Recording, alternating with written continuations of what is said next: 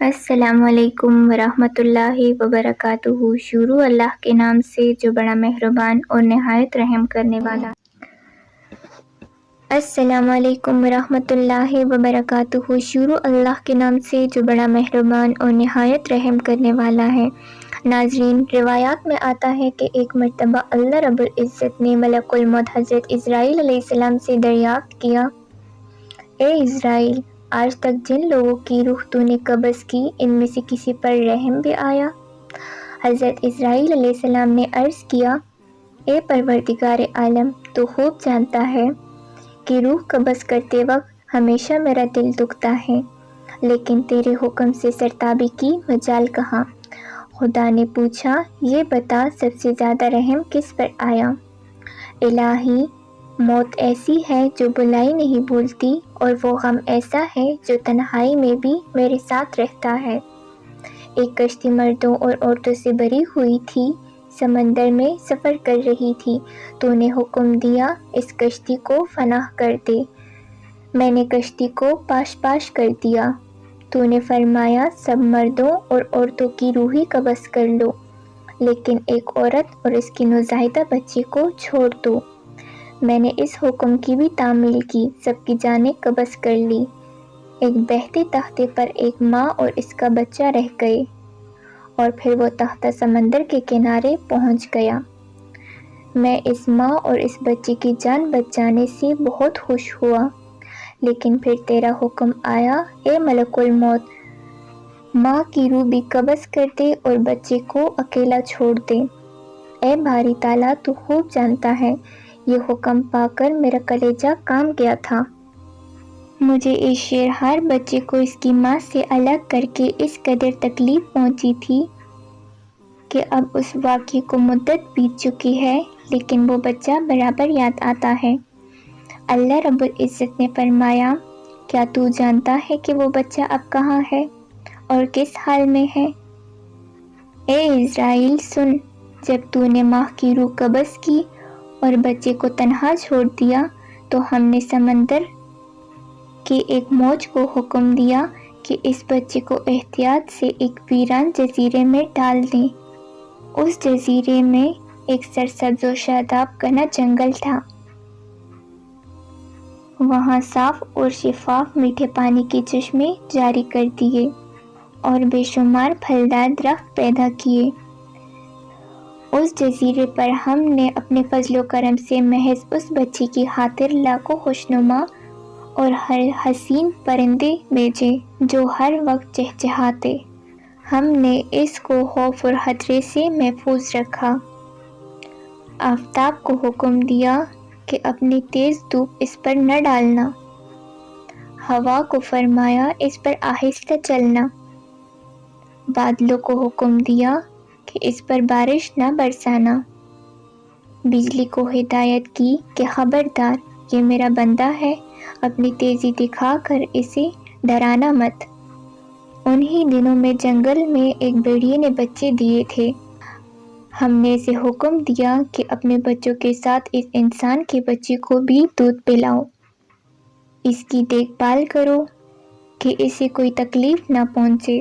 اے اسرائیل، اس نے بھی ہمارے حکم کی تعمیل کی، یہاں تک کہ وہ تنہا اور بظاہر بے یار و مددگار بچہ پرورش پا کر خوب صحت مند اور بہادر ہو گیا۔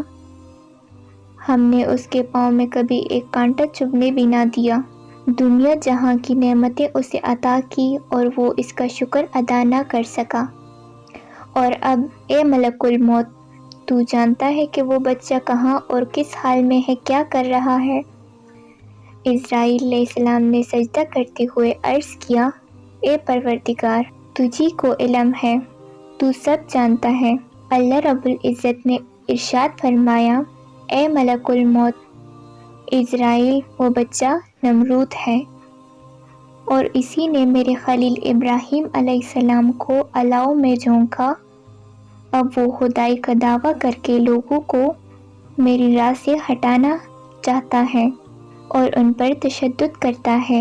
ناظرین، نمرود ہی وہی بچہ سے پروردگار عالم نے اپنی قدرت کامل سے کس شان و عظمت سے پالا، مگر یہ بچہ بڑا ہو کر خدائی کا دعویٰ دار بنا۔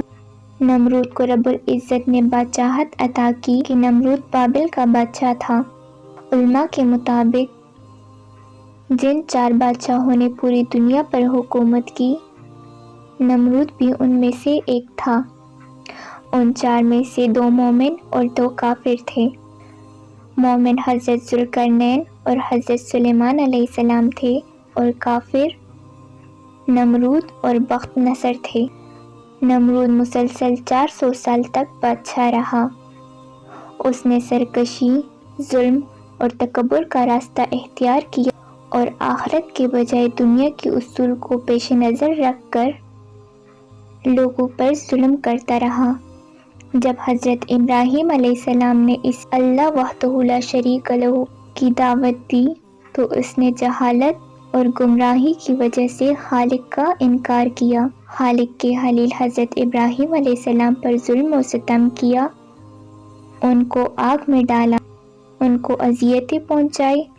پھر رب کریم کائنات کے حضور اور اس کے خلیل حضرت ابراہیم علیہ السلام نے دعا مانگی کہ اے مالک، یہ نافرمان تیرے ساتھ مقابلہ کرنا چاہتا ہے، اس کو ہلاک کر دے۔ تیرے مخلوق میں مچھر ادنا اور ضعیف ہے، یہی جانوروں کی خوراک بنتا ہے، اور تیری رحمت سے مچھروں کو مانگتا ہوں کہ وہ اس مردود کا خاتمہ کرے۔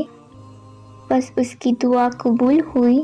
نمرود نے اپنی فوج کو میدان میں اکٹھا کیا اور حضرت ابراہیم علیہ السلام سے کہا کہ اگر تیرا خدا چاہے تو ہم سے زمین کی حکومت چھین لے، مگر اس سے پہلے میری فوج کا مقابلہ کرے۔ حضرت ابراہیم علیہ السلام نے اس سے کہا، وہ دیکھ میری خدا کی فوج آ رہی ہے۔ نمرود نے دیکھا کہ سیاہ ابر کی طرح کچھ اس کی طرف چلا آ رہا ہے۔ یہ دیکھ کر لشکر میں ہلچل مچ گئی، مچھروں کا شور پھیل گیا اور اس مردود کا سارا جوش و خروش مٹی میں مل گیا۔ یوں اللہ پاک نے اس لشکر پر مچھر مسلط کر دیے، انہوں نے اس کا گوشت اس طرح کھا لیا کہ صرف ہڈیاں باقی رہ گئیں۔ ایک مچھر اس پلید نمرود کے ناک میں گھس گیا، دماغ میں جا کے اس کا سر کھانے لگا۔ مردود اس عذاب میں گرفتار ہوا کہ جس کا چارہ کوئی بھی نہ تھا۔ وہ ہر کسی سے سر پر لکڑی یا ہتھوڑا یا جوتیاں مرواتا، جس سے مچھر کو ایک پل کے لیے خاموش کروا دیتا اور اس کو چین آتا، مگر پھر سے اسے ستانے لگتا، حتیٰ کہ اللہ پاک کے حکم سے وہ مردود کفر کی حالت میں ہلاک ہو گیا۔ ناظرین، جسے پروردگار عالم نے بڑی شان اور عظمت سے پالا تھا اور ڈوبتی کشتی سے بچایا، ماں سے دور کر کے بھی اسے کوئی رنج اور دکھ نہ پہنچایا، اور وہ بڑا ہو کر خدائی کا دعویٰ کرنے لگا، وہ خداوند قدوس کے مقابلے میں آیا، اس کے خلیل کو ستایا، لوگوں پر ظلم و ستم کیا، تو پھر اللہ تعالیٰ رحمان الرحیم ہے۔ اس نے اس ظلم اور مردود کا ایسا حال و حشر کیا کہ اسے قیامت تک نشان عبرت بنایا، اور کائنات کی تہلیک ترین مخلوق اور ضعیف ترین مخلوق مچھر کو اس پر مسلط کر کے اسے ہلاک کر دیا۔